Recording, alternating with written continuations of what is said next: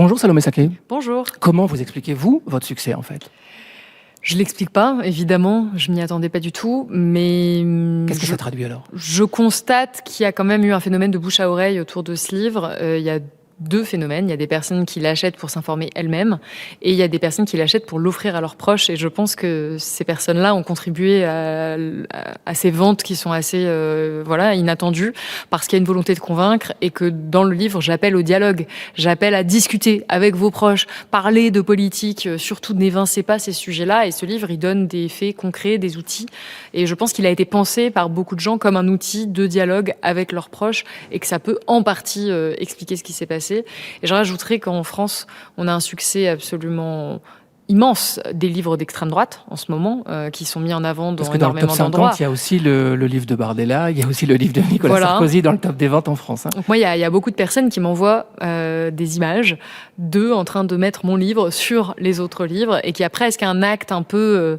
militant de leur part, que je précise, j'ai pas du tout appelé de mes vœux, que j'encourage pas, mais je constate qu'il se passe ça dans les librairies, ça a même été rapporté dans certains articles. C'est à l'image de la polarisation, en fait, aussi de la société. Votre livre est l'alternative à leur projet. Je pense pas. Moi, je me considère pas, en tout cas, comme l'alternative. Je pense que mon livre, il documente leur projet et il permet d'y voir un peu plus clair. Moi, je propose pas une alternative dans la mesure où je suis journaliste. Donc, je suis juste là pour expliquer le projet de l'extrême droite et pourquoi c'est un danger pour la démocratie.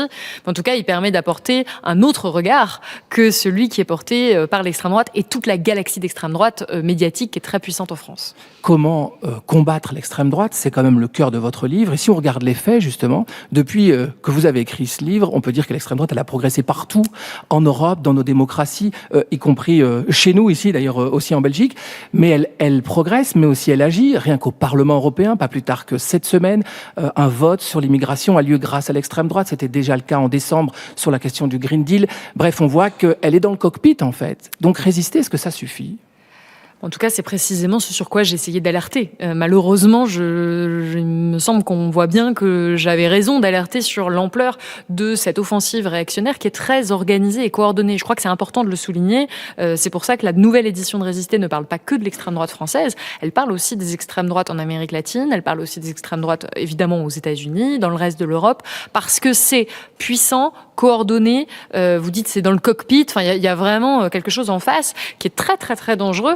Et donc, pour résister, je crois qu'on a besoin de toutes les forces. Moi, ce que je propose, c'est de l'information. C'est de dire, si on reste lucide, c'est déjà un premier pas, mais c'est pas suffisant. Et j'ai pas la bonne feuille de route exacte sur ce qu'il faudrait faire. Mais le danger, là, qu'on a, principal pour moi, c'est qu'on est en train de se démobiliser. C'est qu'il y a beaucoup de personnes qui pensent que la démocratie est quelque chose d'acquis, parce qu'on a grandi dans des démocraties, notamment en Europe, et que ça ne pourrait pas advenir. Et moi, je suis là, dans le cadre de mon travail, pour dire attention, c'est en train d'arriver et l'urgence là, c'est d'en prendre conscience pour trouver les différentes manières de réagir qui, il est certain, seront multiples. Il n'y a pas une manière de faire. Et donc là, aux personnes qui nous écoutent, moi je dis quel est le domaine dans lequel vous pouvez agir, mais surtout ne restez pas dans l'impuissance, la sidération, l'inaction. Parce que vous dites, ça commence, ce moment de bascule, par des mots vides de sens, des réalités qui sont travesties, des discours qui banalisent ce qui ne devrait pas l'être. Mais on n'est plus dans cette bascule-là. On est déjà au-delà, là, en fait. Oui, et ça vient à rebours d'un récit qu'on a souvent dans notre imaginaire collectif, qui est que des régimes autoritaires arriveraient d'un coup, avec un coup d'État, qu'on serait en démocratie, puis hop, tout d'un coup, on serait plus en démocratie. Or, c'est pas ça qui se passe. Souvent, c'est une succession de petits renoncements, c'est un long délitement de la démocratie pour en arriver dans un moment autoritaire comme celui qu'on peut observer aux États-Unis, par exemple, qui, dans notre imaginaire à nous en Europe, a longtemps été une grande démocratie. Donc oui, on a déjà eu plusieurs bascules, notamment dans le langage, notamment dans la brutalisation de l'espace médiatique, de l'espace politique, de par le retour de certains affects, de certains imaginaires, de par les renoncements à certaines valeurs. On y est déjà. On est même en France dans certaines lois qui sont passées sous des gouvernements qui ne sont pas censés être d'extrême droite, qui sont des lois d'extrême droite. Donc il y a eu tout un tas de renoncements. Pour moi, ça ne veut pas dire que c'est terminé. Simplement, plus on avance dans le temps, plus l'extrême droite progresse, plus il est compliqué de revenir en arrière. C'est pour ça qu'il est si urgent de réagir. Mais je tiens à préciser et j'insiste vraiment sur ce point, que c'est pas une fatalité, que nous ne sommes pas voués collectivement à basculer dans des régimes autoritaires d'extrême droite. Nous avons encore la possibilité de retourner en arrière, particulièrement ici en Europe. On n'en est pas au niveau des États-Unis où on voit avec l'ampleur de la répression que c'est beaucoup plus compliqué, même pour les journalistes. Juste faire le travail que vous faites aujourd'hui, juste le fait que je sois à ce micro, simplement le fait que nous parlons depuis une université, tout ça aux États-Unis, c'est déjà beaucoup plus complexe que ça ne l'est en Europe. Donc on a encore des outils, saisissons-en nous pendant qu'il est encore temps. Depuis que vous avez écrit le livre, justement, il s'est passé beaucoup de choses aux États-Unis, notamment à Minneapolis, où ceux qui ont résisté ont perdu la vie. Quel regard vous avez porté sur cette séquence-là ? C'est évidemment tragique, les images qu'on a pu voir, mais je pense que ça a permis aussi de montrer le vrai visage du Trumpisme, qui, je rappelle, s'est présenté comme un rempart au fascisme. Il faut quand même pas oublier ça, hein. C'est que c'est Donald Trump qui accusait Kamala Harris d'être un danger pour la démocratie, pendant que lui se présentait quand même en sauveur de la démocratie, voix du peuple. Donc on voit bien aujourd'hui ce que c'est, on voit bien ce que ça donne. Et on constate dans de plus en plus d'articles, de reportages, que même des personnes qui ont voté pour Donald Trump sont en train, pour une partie d'entre elles, absolument pas toutes, hein, mais une petite partie d'entre elles, de regretter, tout simplement, en voyant le vrai visage de ce que c'est. Donc, il y a des leçons à tirer de ce qui se passe à Minneapolis et dans plein d'autres endroits aux États-Unis, de par la violence de la bascule autoritaire, à quel point, une fois qu'on est dedans, en fait, c'est très, très compliqué d'en revenir. Donc, encore une fois, réfléchissons-y à 2 fois en Europe avant d'élire des partis qui soutiennent Donald Trump ou qui ont des alliances avec Donald Trump, par exemple. Donc, c'est des indicateurs. Et ensuite, sur la résistance, bien sûr, il y a eu tragédie absolue, mais je pense qu'il y a aussi une résistance qui est très inspirante à Minneapolis, de personnes qui sont pas nécessairement ultra politisées, qui sont pas forcément des personnes qui vont militer d'habitude, mais qui simplement se retrouvent dans une situation où leurs voisins, les personnes qu'ils connaissent, se retrouvent victimes de violences, se retrouvent embarqués. Et on a tout un tas d'exemples de citoyens et de citoyennes qui simplement se mettent à résister, se mettent à réagir parce que ce n'est pas admissible. Et c'est leur humanité qui va prendre le dessus dans ce type de situation. Et moi, c'est ça le message que je veux porter. Encore une fois, je dis pas faites ci, faites ça, mais simplement ne perdons pas cette boussole-là, parce que le pire est encore de ne rien faire. Et à Minneapolis, on ne peut pas dire que les habitants et les habitantes ne font rien. Pour résister, vous développez dans votre petit livre des trucs et astuces justement sur la question du dialogue, qui est peut-être l'élément le plus concret pour les gens dans une discussion, en famille, avec vos amis. Mettez la politique au cœur de vos vies. Mais est-ce que ça va suffire ? Non, c'est évident que ça ne suffira pas, puisqu'encore une fois, l'information seule ne peut pas être le seul endroit où on préserve la démocratie. Par contre, c'est un des piliers de la démocratie. Et on n'a pas de citoyens et citoyennes éclairés sans information, et donc sans information diffusée. Et donc, on n'a pas de citoyens et de citoyennes actives, qui vont former cette démocratie, former cette société, s'ils ne sont pas informés. Donc, prendre le temps à un repas de famille, de discuter vraiment de sujets qui peuvent être difficiles avec des personnes de la manière la plus constructive possible, c'est-à-dire pas un endroit où on cherche à avoir raison, mais un endroit où on cherche vraiment à faire avancer la discussion, avec idéalement des faits, avec l'intervention de documents externes, ça peut être du contenu journalistique, ça peut être des livres, ça peut être des films, essayer d'avoir des discussions qu'on va renouveler une autre fois. Ça, c'est aussi faire vivre la démocratie. Et dans un moment de polarisation, la désinformation et la création de réalités alternatives est une des conditions du triomphe des autoritarismes, de l'extrême droite, voire du fascisme dans certains endroits. Donc, ce sera pas suffisant, mais rappelons-nous bien qu'ils en ont besoin de cette désinformation. Donc, moi, je considère que c'est un des actes qu'on peut faire. Il y a des gens qui me disent, moi, je me sens pas du tout. Évidemment, faut pas le faire si on se sent pas de le faire, mais si on en a l'énergie. Prendre le temps de s'informer soi-même correctement, puis d'essayer de diffuser cette information autour de soi, c'est faire acte, vraiment, de citoyenneté. Vous êtes française, Salomé Saké. Vous disséquez d'ailleurs comment le Rassemblement national s'est soi-disant muté dans un narratif plus acceptable, mais qu'en fait le fond du parti, il est toujours tel qu'il est. Le Front National, qui est le premier parti au Parlement, ou en tout cas à l'Assemblée nationale en France. Comment c'est possible d'éviter que l'extrême droite accède au pouvoir lors d'élections présidentielles l'an prochain ? Déjà, encore une fois, en essayant de faire tomber le masque qui est le leur, c'est-à-dire qu'ils se font passer pour un parti qui a changé, et c'est tout ce que j'essaie de documenter, ce n'est pas du tout complètement le cas. Il y a beaucoup de liens encore avec le Front National dans leur rapport à tout un tas de questions sociétales, c'est ce que j'essaie de documenter. Mais là, les faits ne s'impriment pas.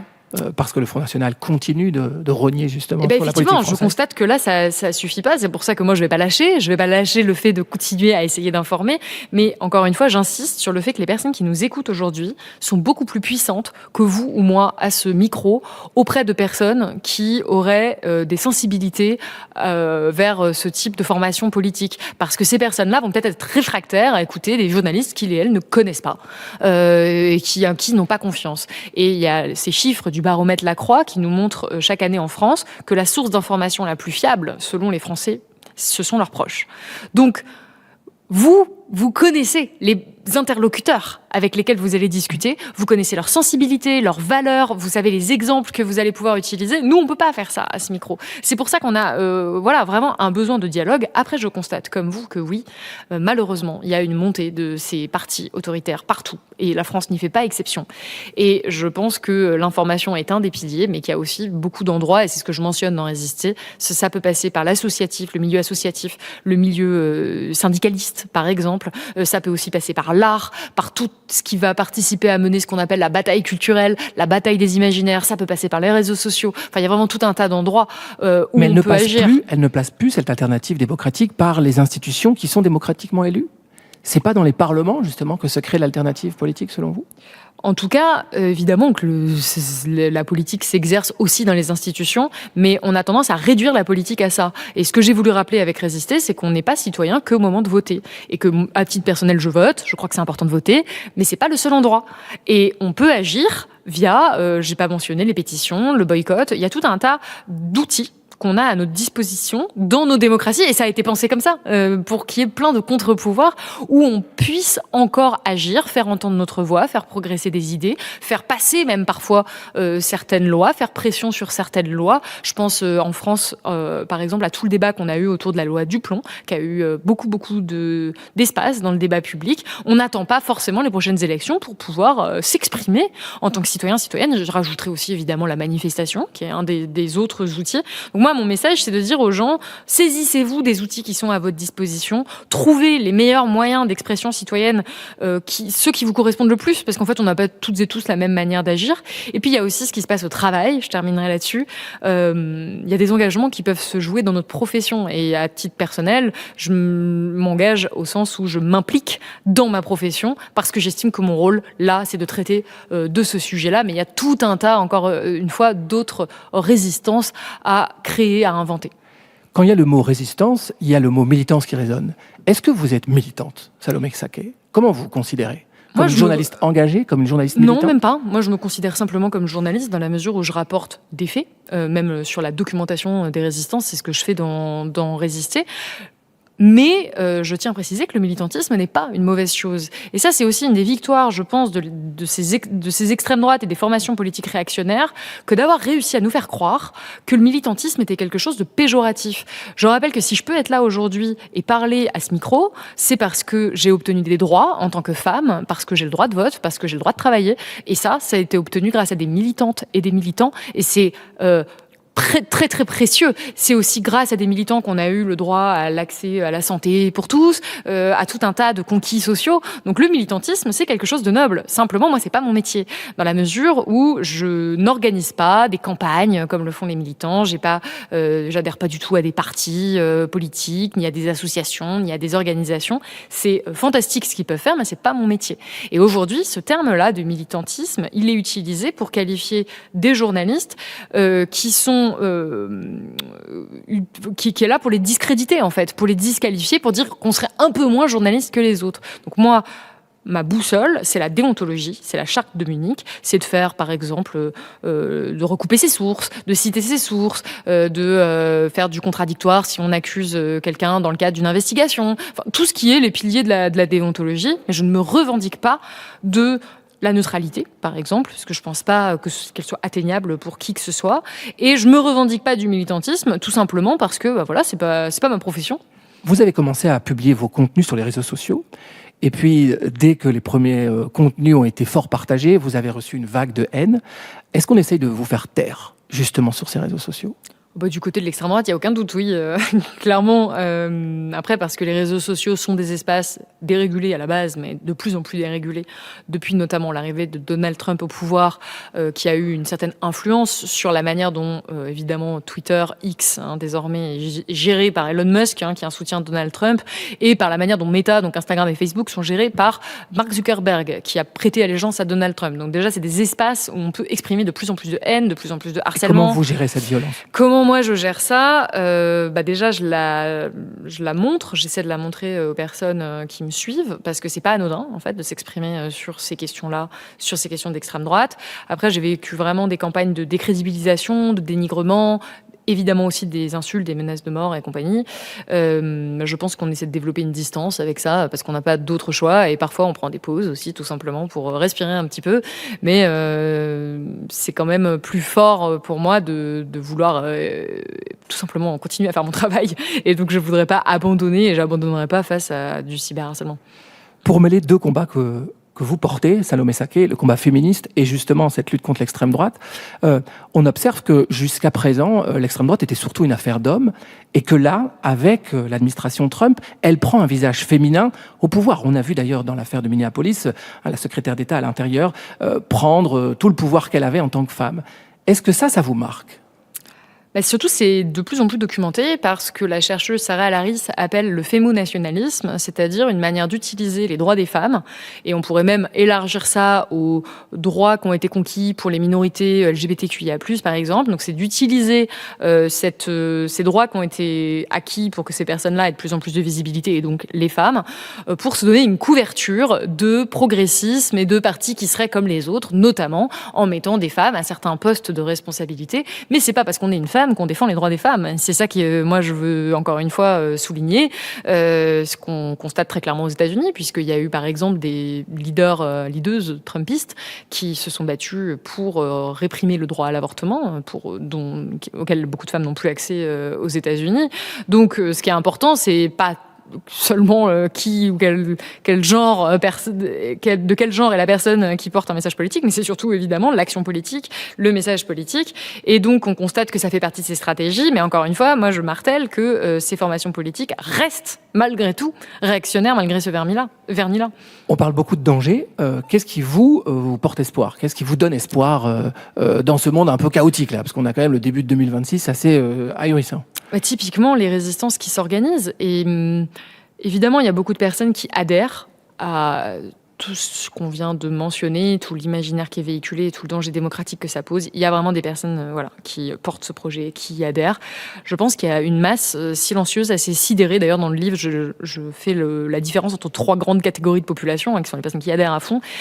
Ce qui, pour moi, semble être une bonne partie des gens, c'est-à-dire des gens qui sont juste sidérés en fait par ce qui se passe, qui se sentent impuissants, qui vont pas savoir comment faire face à tout ça, puis qui se sentent aussi déboussolés, voire confus dans le brouhaha informationnel qu'ils ont créé par ailleurs, qu'ils essaient de créer du côté de l'extrême droite, ça fait partie de leur stratégie. Et puis il y a des gens qui résistent. Il y a des personnes à Minneapolis qui se dressent, il y a des personnes qui essaient de faire obstruction à la police ICE aux États-Unis. Il y a des images très impressionnantes où on voit des citoyens, des citoyennes vraiment lambda, désarmés, qui vont physiquement obstruer cette police. Vous avez aussi une créativité extraordinaire. Alors je parle des États-Unis parce que c'est vraiment l'exemple de bascule là qu'on a, mais on le retrouve aussi dans beaucoup de pays. Par exemple à Portland, qui est une ville qui a fait obstruction à l'ICE et qui a été stigmatisée par le Trumpisme. Il y a eu une créativité des habitants et des habitantes qui a consisté à se déguiser en grenouille, en licorne et en toute autre forme d'animaux, et à prendre la parole dans les médias pour montrer qu'en fait ils n'étaient pas dangereux. Vous avez des manifestations joyeuses, vous avez des formations de citoyens, citoyennes, de voisins, voisines pour faire face à l'ICE, pour protéger les personnes. Tout ça, ça se crée en un temps absolument record. En Hongrie, vous avez par exemple toute la communauté LGBT qui s'est mobilisée l'année dernière pour faire face aux interdictions de défilés, donc lors de la traditionnelle Gay Pride, et qui ont par exemple organisé au printemps dernier une Grey Pride. Ils se sont tous habillés en gris et ils ont défilé dans les rues en Hongrie pour dire vraiment nous sommes tous pareils. Donc il y a de l'humour, il y a de la créativité. Dans toutes ces situations, il y a des personnes qui trouvent des moyens en fait de résister et de refuser ces politiques déshumanisantes. Et moi, quand je cumule et que je documente toutes ces résistances-là, ça me donne énormément d'espoir. Est-ce que l'Europe prend conscience de ce qui est en train d'arriver? Est-ce que vous avez le sentiment qu'il y a un sursaut européen par rapport à ce qu'on voit justement aux États-Unis? Je ne crois pas qu'il soit majoritaire, clairement. Mais je pense qu'il y a chez une partie de la population, oui, une prise de conscience. Moi, je reçois des messages tous les jours de personnes qui me disent « j'avais pas réalisé que c'était à ce point ». Je pensais pas que ça irait aussi loin. Quand on a essayé de... Moi, j'ai couvert la campagne aux États-Unis lors de l'élection présidentielle de 2024. Quand on a essayé de documenter le danger que ça représentait, il y avait des gens qui me disaient qu'on exagérait. Aujourd'hui, il y a beaucoup moins de personnes qui disent ça. Donc oui, il y a une prise de conscience chez une partie des gens. Moi, tout mon travail, ça consiste à essayer de diffuser cette prise de conscience, et c'est pour ça que mon livre, il donne avant tout des sources et des outils dont les gens peuvent se saisir, et j'ai pas envie que ça repose évidemment que sur mon seul discours. La vraie victoire, c'est le moment où les gens commencent à s'informer par eux-mêmes, à avoir des sources d'informations différentes, à être intéressés par la chose publique, à essayer de se structurer dans cette approche démocratique et où la démocratie vit. Mais moi, encore une fois, ce que je constate aussi chez une grande partie des gens, c'est cet état de repli, en fait. Parce que c'est tellement terrifiant tout ça, qu'on se replie sur soi-même, on veut juste être dans sa vie parce que c'est déjà assez difficile, et surtout presque plus penser à ça. Et c'est ça le danger. C'est cette indifférence-là. Donc, pour reprendre les mots de Stéphane Hessel, qui était un résistant, qui a écrit Indignez-vous, il disait « il n'y a rien de pire que l'indifférence, dire « je n'y peux rien, je me débrouille ». Moi, j'espère que les gens qui nous écoutent se diront pas « j'y peux rien, je me débrouille », mais plutôt « qu'est-ce que je peux faire ?» Un grand bonhomme qu'on avait aussi l'occasion d'interviewer. Merci Salomé Saké. Merci à vous. Belle journée.